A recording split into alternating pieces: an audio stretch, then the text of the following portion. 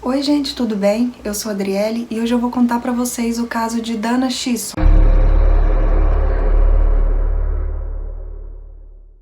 Dana Chisholm, ela nasceu em 1969, tinha 26 anos. Ela nasceu em Rock Hill, na Carolina do Sul. Na adolescência da Dana, no período da adolescência, ela acabou fazendo alguns amigos que não eram muito boa influência. Esses amigos acabaram levando ela a ter um período que, digamos, rebelde, né? E isso ela já tinha chegado até a fugir de casa nesse período rebelde dela.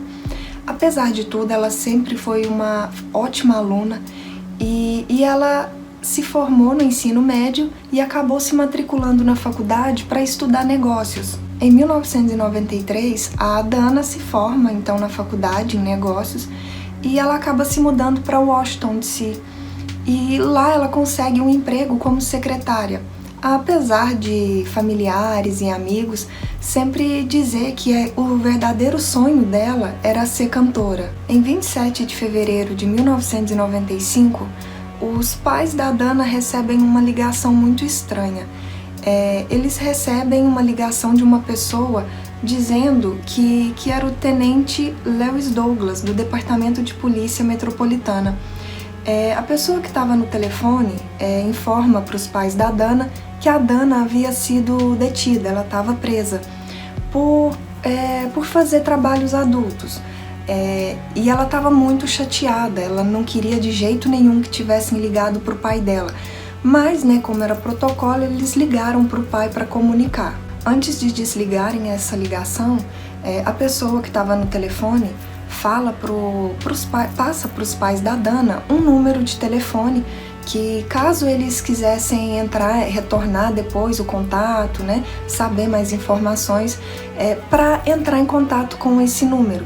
E aí desligam a ligação. O pai da Dana achou tudo muito estranho, porque a pessoa que estava no telefone, ela não falava como alguém, alguém da polícia. Essa pessoa estava bastante nervosa, ela gaguejava, não sabia muito bem o que falar, Então isso deixou o pai da Dana, que atendeu o telefone, pensativo, Falou assim, o que estava acontecendo realmente com a filha dele? Os pais da Dana achando isso tudo muito estranho. Assim que desligaram o telefonema, dizendo que era da delegacia, eles tentaram entrar em contato com a Dana, só que não conseguiram. Então eles esperaram um pouco e entraram em contato nesse número de telefone que haviam passado para ele, dizendo que era do Tenente Lewis.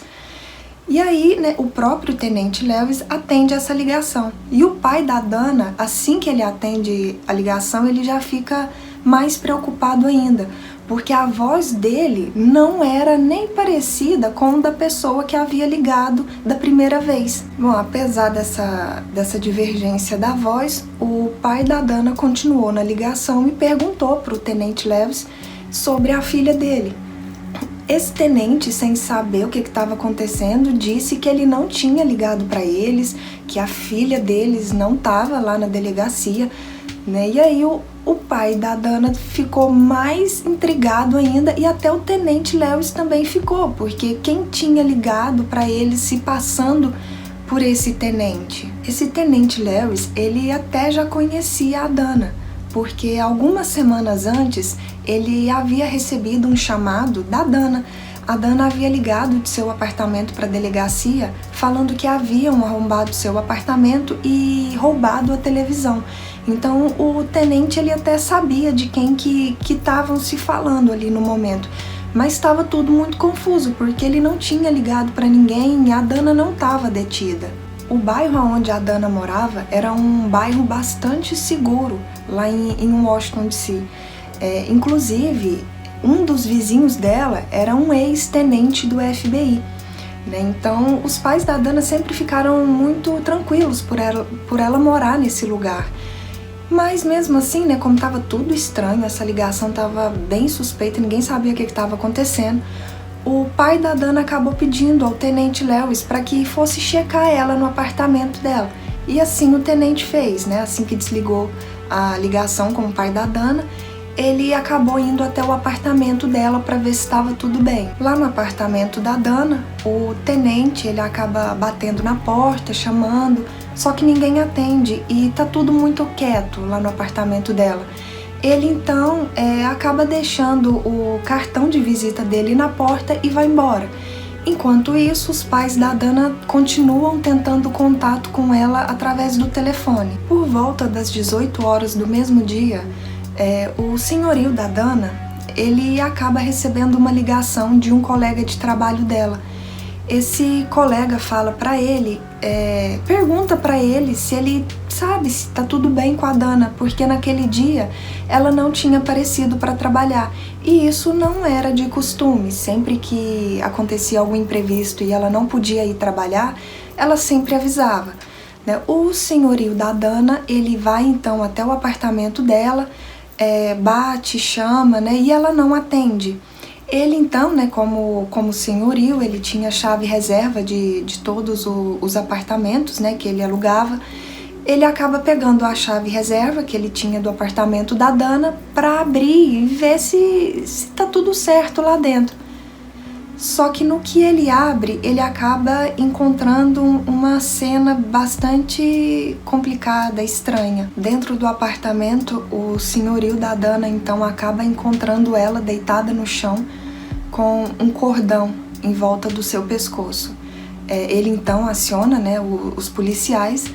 E mais tarde os policiais acabam descobrindo que a Dana havia sido estrangulada com esse cordão até a morte. Essa teria sido a causa da morte. O médico legista também depois, né, que pega todas as informações e colhe todas as evidências do local, o médico legista ele acaba descobrindo também que a Dana havia morrido 9 horas da noite, por volta de 9 horas da noite do dia anterior que o seu corpo havia sido descoberto. O apartamento não havia sinais de arrombamento nem entrada forçada, o que dava a entender que possivelmente a Dana conhecia quem havia feito isso com ela.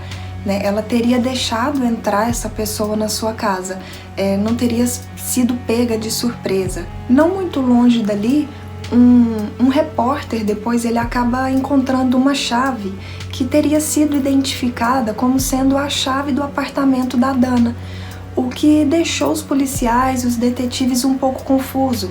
Eles não sabiam se essa chave era uma chave reserva que a Dana escondia, guardava do lado de fora do apartamento, caso ela perdesse a dela, acontecesse alguma coisa assim, ou se a Dana teria dado essa chave para uma outra pessoa, e essa outra pessoa teria livre acesso ao apartamento dela. Então não foi descoberto o porquê dessa chave tá ali na rua. O apartamento havia sido roubado, haviam vários itens ali que os pais da Dana sabiam que ela tinha e que estavam faltando. E acredita-se, os policiais, os detetives acreditam que enquanto a pessoa que fez isso estava roubando, estava vasculhando as coisas para ver o que iria levar do apartamento, essa pessoa teria encontrado o cartão do Tenente Lewis, que ele teria ido lá no apartamento mais cedo e como a Dana não atendeu, ele deixou o cartão de visita dele na porta do apartamento dela. Então acredita-se que essa pessoa encontrou esse cartão e cerca de 4 horas depois, que ele teria cometido esse crime, ele teria entrado em contato com os pais da Dana, falando que ela havia sido presa, Então teria sido essa pessoa que teria ligado para os pais da Dana para que tudo ali, a cena e o corpo dela fossem descobertos mais rápido. Na porta dos fundos, os policiais acabaram encontrando também um bilhete que dizia "Vou voltar", e ele estava assinado com as iniciais MPD. O detetive que estava à frente do caso, ele identificou essas iniciais como sendo o Departamento de Polícia Metropolitana. E realmente esse bilhete havia sido deixado pelo Tenente Lewis, da primeira vez que ele tinha ido no apartamento ver se estava tudo bem com a Dana. O que foi estranho foi que quando o Tenente Lewis foi lá, ele havia deixado esse bilhete na porta da frente do apartamento dela. E esse bilhete foi localizado na porta dos fundos, né? Então, ali na hora que esse criminoso estava fazendo o assalto, né, fazendo tudo ali no apartamento, ele teria mudado esse bilhete de lugar. Os detetives então começaram a investigar a vida da Dana. E eles acabam descobrindo que desde quando ela mudou para Washington DC, ela havia tido vários namorados. E inclusive no momento ela estava trabalhando como acompanhante. Ela saía com alguns homens e depois pedia dinheiro para eles, dizendo que precisava de dinheiro para pagar suas contas. Os detetives acabaram descobrindo também que a Dana estava grávida de 4 semanas. A Dana havia comentado isso com um colega dela de trabalho, e da última vez que os pais da Dana falaram com ela, que foi cerca de 1 semana antes desse acontecimento, a Dana fala para eles que iria para a cidade deles, né? Iria visitá-los, porque ela tinha uma notícia para contar para eles. Então, acha-se, né, que ela estava pensando, planejando em dar essa notícia para os pais. O pai, né, a pessoa que seria o pai dessa criança, nunca teria sido identificado. Não investigaram nenhum dos namorados dela, também não investigaram nenhum dos rapazes, né, que ela saía como acompanhante. Então não se sabe quem era o pai dessa criança, né? E pouco tempo depois, né, desse ocorrido, desse crime, acabou que os policiais começaram a receber ligações de uma pessoa anônima com uma voz bastante rouca, né? Ligavam lá no departamento de polícia e falavam para a secretária que queria falar com o detetive que estava à frente do caso da Dana, que tinha informações para passar sobre esse caso. As primeiras vezes que esse homem com essa voz rouca ligou, só estava a secretária. O detetive que estava à frente do caso não estava. Então ele acabava só falando para retornarem a ligação. Só que ele também não deixava um número para retornar, então ficava meio que à sorte, né? O detetive ficava meio que esperando essa pessoa ligar novamente, porque não sabia o contato dela e não sabia quem era. Passaram-se algumas semanas, né? E deu a sorte, deu a coincidência dessa pessoa ligar novamente no departamento de polícia, e o detetive que estava na frente do caso tá lá na sala dele para atender. Então ele atende essa pessoa, né, da voz rouca, e essa pessoa fala que sabia porque teria acontecido isso com a Dana, né? Ele é bastante inflexível em dar detalhes. Ele diz que no dia em questão, né, que aconteceu isso, a Dana havia ido em uma boate. Lá nessa boate ela teria bebido bastante, teria se insinuado para vários homens, inclusive teria saído também com vários, né? E que seria por causa disso, né, devido ao estilo de vida que ela levava, que isso teria acontecido com ela. Essa pessoa que tinha ligado para o detetive, ele também vai até a imprensa, claro que anonimamente, e passa esses detalhes também para a imprensa, né? Ele dá a impressão de que ele quer denigrir a imagem da Dana, não deixando de fora nenhum detalhe sobre os acompanhantes dela, sobre como era o trabalho dela, né? Sobre o que ela fazia. E então o detetive que estava na frente desse caso, né, estava investigando tudo, ele percebe isso, né, que parecia que era a intenção dessa pessoa denigrir a imagem da Dana, né, que parecia, ou se ele estava com raiva, não se sabe, né, o que ele tinha realmente com a Dana. Então o detetive, ele usa uma estratégia diferente. Ele vai até a imprensa e passa uma imagem da Dana diferente do que esse homem estava passando.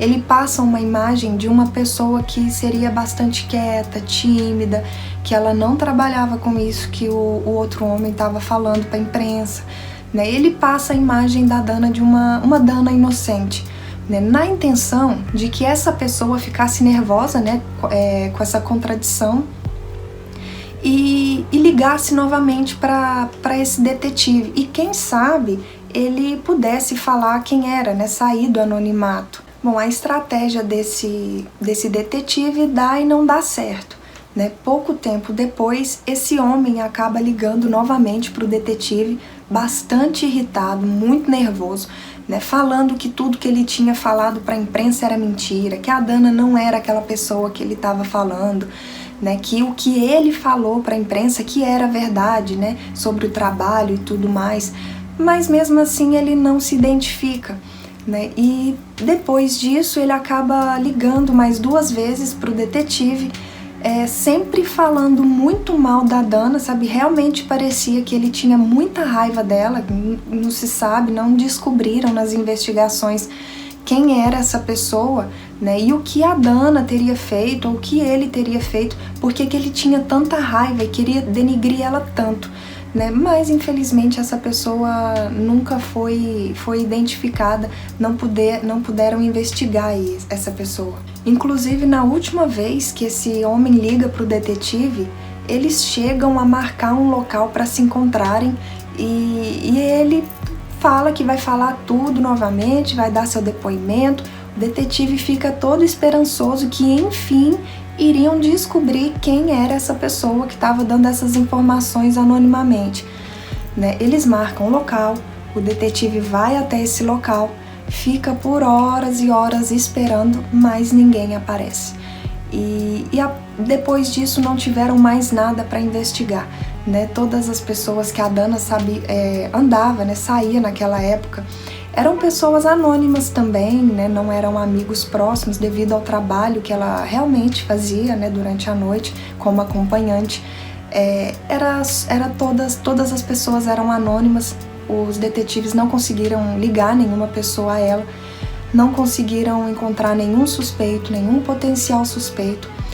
Em 2020, esse caso foi considerado um caso que já está frio, né? Não possuem provas, não possuem suspeitos. E é isso, gente, mais um caso aqui sem solução, né? Tiveram pouquíssimas provas na época, né? Não conseguiram pegar nada, nenhuma evidência no apartamento da Dana, nada que pudesse bater depois com um DNA, com algo do tipo, né? Para identificar alguma pessoa. E é isso, gente. Comentem aqui embaixo se vocês já conheciam esse caso. Infelizmente, mais um caso que não se tem solução. Devido ao passar dos anos, acho um pouco complicado, né, descobrirem a essa altura alguma pista que leve ao suspeito, né? E comentem aqui embaixo o que vocês acharam. Espero que tenham gostado do vídeo. Não esqueçam de compartilhar, de deixar seu like e de se inscreverem no canal. E até o próximo vídeo. Tchau!